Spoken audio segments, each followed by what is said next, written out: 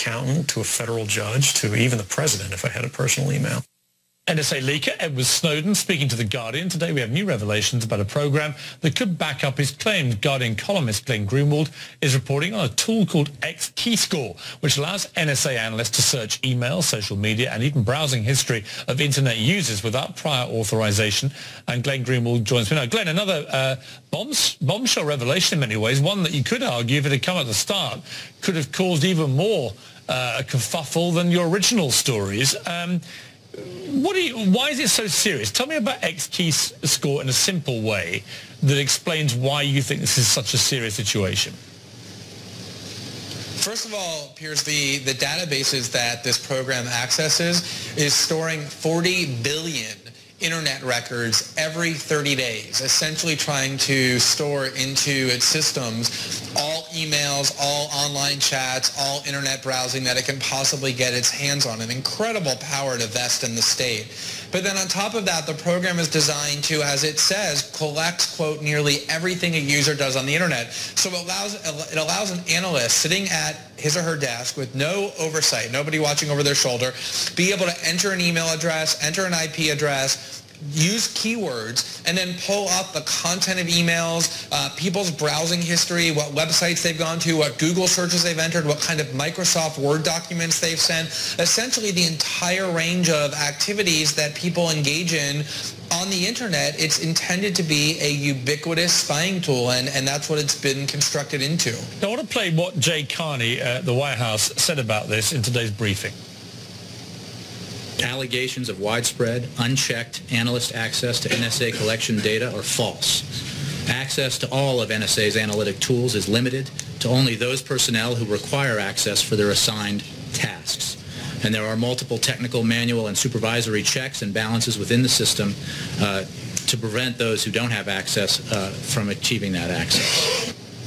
I mean, I suppose my reaction to that when I heard it was, well, it's all very well, but Edward Snowden wasn't exactly high-ranking, and yet he managed to easily access all this stuff. So almost by default, you would say, well, that can't be true. There must be loads of people that can access this stuff.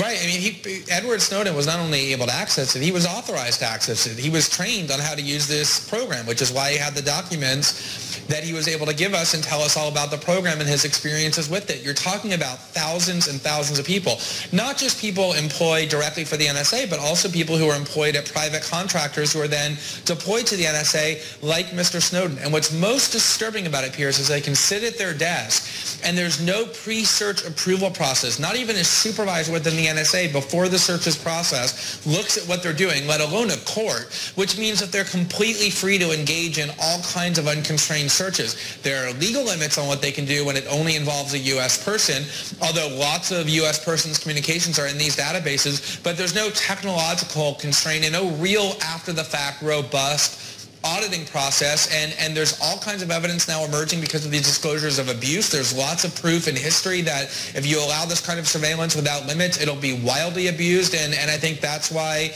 even in Washington, these stories are now making such an impact. Glenn, stay with me. I want to bring in now James Risen. He's a Pulitzer Prize-winning journalist at the New York Times. He knows all about questions of the NSA and freedom of the press. A federal appeals court has ruled he must testify in the government's case against Jeffrey Sterling, a former CIA official charged with leaking secrets about a CIA effort to disrupt Iran's nuclear weapons program. He can't discuss specifics of that ongoing case. Also joining me is CNN senior legal analyst Jeffrey Toobin. James Risen, what do you make of his latest exposure by Glenn Greenwald via Edward Snowden in terms of the kind of data that we're talking about? Well, I think it's a really interesting story, and it, adds to kind of a mosaic that's developed that shows, the extent of the NSA's growth as kind of the infrastructure of the surveillance state that's grown really since 9/11. I think this is all an extension of what began under the Bush administration and then was kind of codified in the FISA Amendments Act in 2008 and the Patriot Act. And you're seeing kind of the growth from there in all directions of the exploitation of what they call in Silicon Valley big data. Jeffrey Toobin, how shocked should people be? Because on the one hand, the public will go, oh my God, this is outrageous. At the same time, anyone's wallet, when they bring out all their credit cards or their shopping details, anything online, you sort of, if you think about it, you're already giving up a lot of information that we should be shocked about now. And things are read. I mean, if I send you a Gmail, from my personal account to your personal account, and I say, let's play golf this weekend, Google will read that email and try to sell me golf clubs. So, automatically. A lot of what's gone on is that kind of automatic. But the difference here, though, is that you have authorized analysts, and according to Glenn Greenwald, thousands potentially, who can do more than that. They can actually get into this. I'd like to ask Glenn a question about this program. Is this for just domestic emails, or is this for international emails, or both? And the reason is that under the law, in order for the NSA to eavesdrop, to target an American citizen for surveillance, they need first to go to the FISA court and get approval. And of course, the FISA court always gives it their rubber stamping court. But even for international calls, when an American citizen talks to somebody outside of the United States, those emails, those telephone calls, that activity is completely accessible by the NSA without a warrant. And on top of that, the NSA makes mistakes all the time. It's very difficult to know what the national origin is of communication. So all kinds of purely domestic calls get put into this database as well. And so as the ACLU's Jamil Jaffer said in our piece, huge numbers of Americans' communication are swept up even by what the NSA calls foreign surveillance. But I think, Glenn, this is an important clarification that this is primarily targeted at international emails, not purely domestic emails. Now, as Glenn points out, there may be mistakes, there may be a lot of excess. But we have to trust people here, right? I mean, we have to trust thousands of people that they're not going to abuse it. Edward Snowden, some would say abused it, others would say blew the whistle, but he had access to this and put it in the public domain. Somebody with a more malicious mind who happens to have that authorization could cause serious damage, Jeffrey. You can't. The other thing, though, is you can't separate out. I'm sorry, James. Yeah, I'm sorry. You can't separate out domestic from international that cleanly, and that's one of the kind of statements that the Obama administration has made repeatedly, that they can make these clean kind of divides, and that's just not true. I think what was really interesting today, I thought, was the Director of National Intelligence, James Clapper, released 3 previously classified documents about the government's bulk collection programs.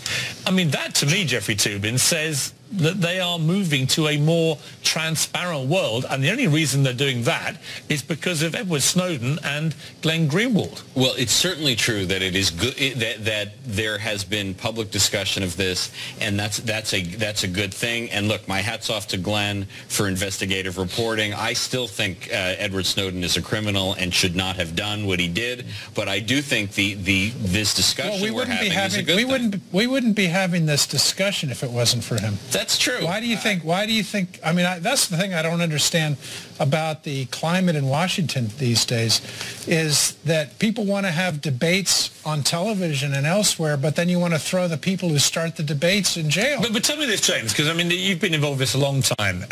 Here's the dilemma that I face when I just studied this. As a journalist all my life, I'm looking at this and thinking, this is brilliant investigative journalism by Glenn. When it comes to Edward Snowden, I'm asking myself, where does the line get drawn? What you can't have is a license for every single person that has access or authorization to classified material, just spewing it into the public ether on a whim. You can't have that. So with modern technology being all-encompassing, where do you draw the line?